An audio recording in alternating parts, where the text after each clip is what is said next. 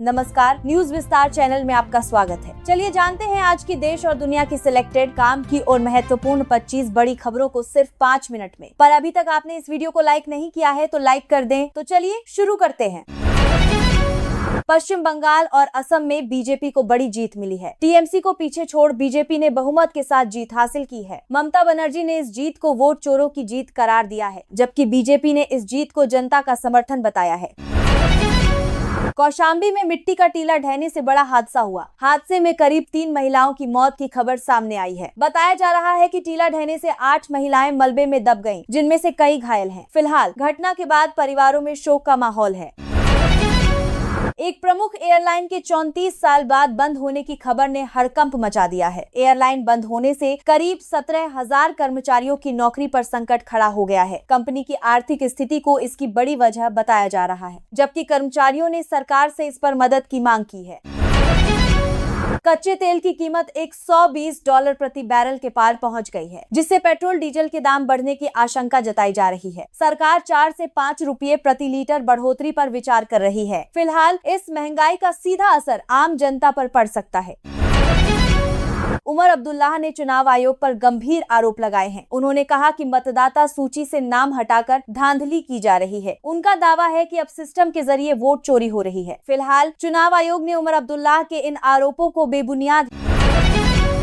Central bureau of investigation को बड़ी सफलता मिली है। आरोपी कमलेश पारिक को दुबई से गिरफ्तार कर भारत लाया गया है। कमलेश पारिक पर करोड़ों की धोखाधड़ी का आरोप है। फिलहाल सीबीआई ने पूछताछ कर जांच शुरू कर दी है।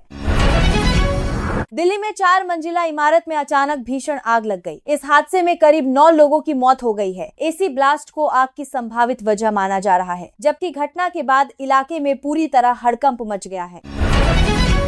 सरकार ने देश भर में मोबाइल अलर्ट सिस्टम की टेस्टिंग शुरू कर दी है। यह सिस्टम आपदा के समय चेतावनी देने के लिए बनाया गया है। लोगों के फोन पर सायरन और मैसेज अलर्ट भेजे गए, जिसका मकसद समय पर सूचना देकर लोगों की जान बचाना है। अजय राय को सीने में दर्द की शिकायत के बाद अस्पताल में भर्ती करा दिया गया है। उन्हें मेदांता हॉस्पिटल में इलाज के लिए ले जाया गया है। डॉक्टरों की टीम लगातार उनकी निगरानी में जुटी हुई है, जबकि पीएम नरेंद्र मोदी समेत कई नेताओं ने उनके जल्द स्वस्थ होने की कामना की है। बृजभूषण शरण सिंह को लेकर सियासी अटकलें तेज हो गई हैं। बताया जा रहा है कि वे समाजवादी पार्टी में जा सकते हैं। इस खबर को हाल ही में दिए गए बयानों से जोड़कर देखा जा रहा है। हालांकि उनके बेटे ने इन खबरों को अफवाह बताया है। डोनाल्ड ट्रंप ने ईरान को लेकर सख्त बयान दिया है। उन्होंने संभावित ईरान पर स्ट्राइक की चेतावनी दी है, जिससे मिडिल ईस्ट में एक बार फिर तनाव बढ़ने की आशंका जताई जा रही है, जबकि भारत समेत कई देश इस हालात पर नजर बनाए हुए हैं। उत्तर प्रदेश में डिजिटल जनगणना की तारीख घोषित कर दी गई है। यह प्रक्रिया 2 चरणों में पूरी की जाएगी। डिजिटल जनगणना के अंतिम आंकड़े 1 मार्च 2027 को जारी होंगे। फिलहाल इससे विकास योजनाओं को दिशा मिलने की उम्मीद जताई जा रही है। अशोक श्रीवास्तव पर विवादित टिप्पणी के बाद कानूनी कार्रवाई शुरू हो गई है। बताया जा रहा है कि राहुल गांधी को लेकर दिए गए बयान पर मामला दर्ज हुआ है। तेलंगाना पुलिस ने इस मामले में नोटिस जारी कर दिया है, जबकि इस कार्रवाई से मीडिया और राजनीति में हलचल तेज हो गई है। नेपाल में पेट्रोल और डीजल की कीमतों में बड़ी कटौती की गई है। पेट्रोल 2 रुपये और डीजल 12 रुपये प्रति लीटर सस्ता कर दिया गया है। सरकार ने यह फैसला बढ़ती महंगाई को देखते हुए लिया है, जबकि लोगों में इस फैसले को लेकर उत्साह है। छत्तीसगढ़ के नक्सल प्रभावित इलाके में बड़ा हमला हुआ है। आईईडी ब्लास्ट में 3 जवान शहीद हो गए और 1 घायल है। घटना के बाद इलाके में सर्च ऑपरेशन तेज कर दिया गया है, जबकि सरकार ने हमले की कड़ी निंदा करते हुए कार्रवाई का भरोसा दिया है। मायावती ने महंगाई को लेकर सरकार पर तीखा हमला बोला है। उन्होंने गैस सिलेंडर की बढ़ती कीमतों पर सवाल उठाए हैं। मायावती समेत अखिलेश यादव ने भी इस मुद्दे पर जवाब मांगा है। फिलहाल सरकार ने इसका कारण वैश्विक उथल पुथल को बताया है। केरल में सियासी मुकाबले का परिणाम सामने आ गया है। यूनाइटेड डेमोक्रेटिक फ्रंट ने लेफ्ट डेमोक्रेटिक फ्रंट को कड़ी टक्कर देते हुए जीत दर्ज की है। इस जीत को कांग्रेस की वापसी के संकेत के रूप में देखा जा रहा है, जबकि राहुल गांधी समेत कई नेताओं ने केरला की जनता को बधाई दी है। उत्तर प्रदेश में पंचायत चुनाव टलने के संकेत मिल रहे हैं। मतदाता सूची को एक बार फिर से सत्यापन किया जा रहा है। बताया जा रहा है कि 10 जून को अंतिम सूची जारी की जाएगी। फिलहाल इस फैसले से राज्य की चुनावी प्रक्रिया प्रभावित हो सकती है।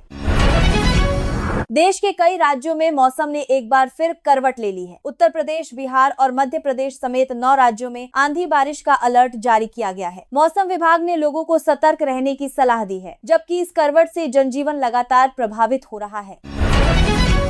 आम आदमी पार्टी ने स्मार्ट मीटर के खिलाफ आंदोलन शुरू कर दिया है। संजय सिंह के नेतृत्व में विरोध प्रदर्शन तेज हो गया है। पार्टी ने इसे जनता पर बोझ बताते हुए सवाल उठाए हैं, जबकि सरकार ने योजना को जरूरी बताया है।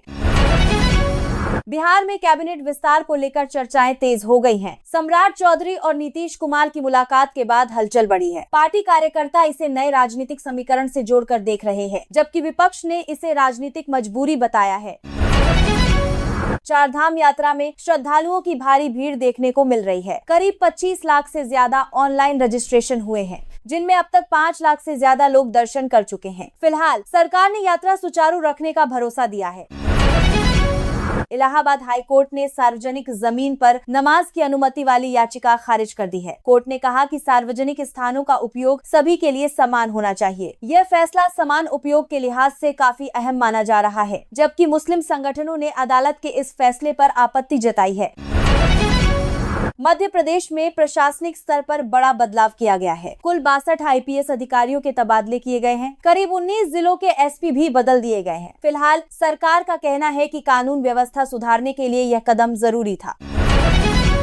इलाहाबाद हाई कोर्ट ने योगी आदित्यनाथ सरकार को झटका देते हुए बड़ा फैसला सुनाया है। कोर्ट ने कहा कि बिना वैज्ञानिक पुष्टि के गौमांस मामले में वाहन जब्त करना गलत है। कोर्ट ने पीड़ितों को 2 लाख रुपए मुआवजा देने का आदेश दिया है, जबकि सरकार ने अदालत के इस फैसले पर सवाल उठाए हैं।